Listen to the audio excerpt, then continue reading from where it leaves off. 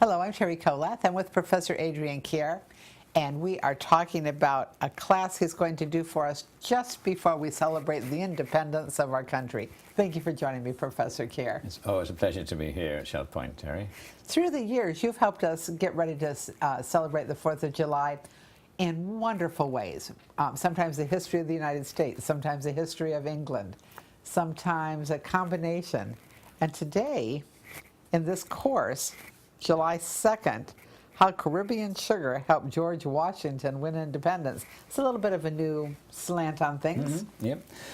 Many people look back, particularly Americans look back at 1776 and saying, wow, wasn't that a great success? The founding fathers disconnected from Britain, fought a war and created a new nation, which has grown and grown and grown to the most powerful nation in the world. That's very unusual.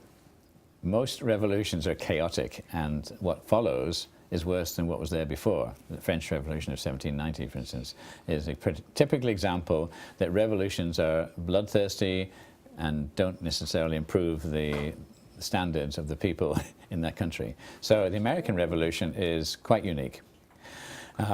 So I go back in history to say, how did this tiny group of independent colonists managed to fight off the greatest military power in the world?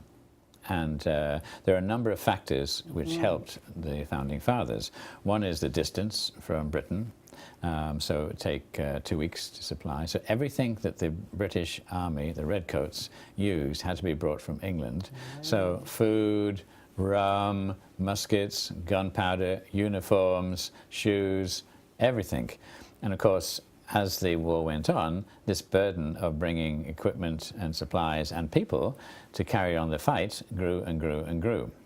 Now, Britain had the largest navy in the world by far. The American independence group didn't have anything significant, so Britain effectively barricaded the colonies and controlled the coasts. And so, for instance, we know from history that apart from Boston, which is a very hard city to actually control because of the high land round about it, Bunker Hill, for example, Britain controlled all the major cities, New York, Baltimore, Savannah, and so on. So what prospects were there for George Washington to actually win the war?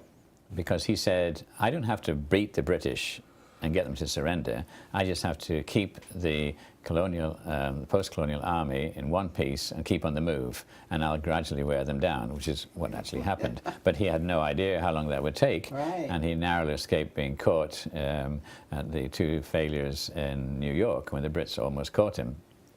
So he was challenged, and the major cities were controlled by the British. Philadelphia, for instance, was controlled by the British, and so the Declaration of Independence was being taken by horseback, and all the different to Valley Forge and other locations, and Annapolis, and wherever the capital city was going to be until the Brits came again. And so it was really tough, very tough. There was 2 things in his favor.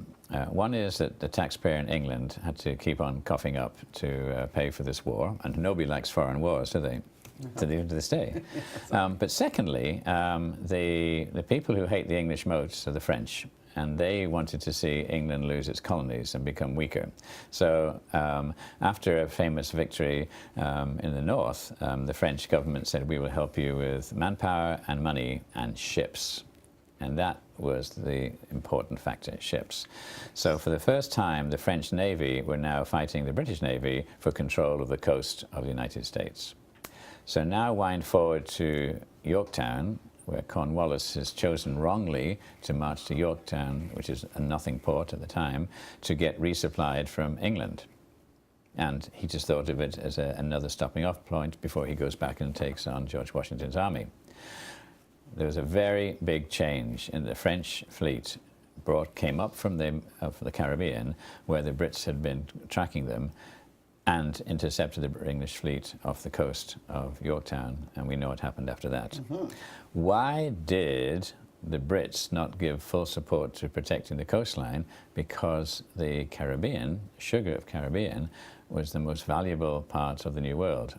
4 times more money came out of the sugar from the Caribbean than came out of the colonies. So they put the majority of their navy to keep the French away and also to manage the Caribbean sugar trade.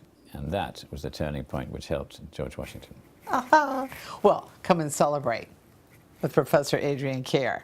Monday, July 2nd, how Caribbean sugar helped George Washington win independence.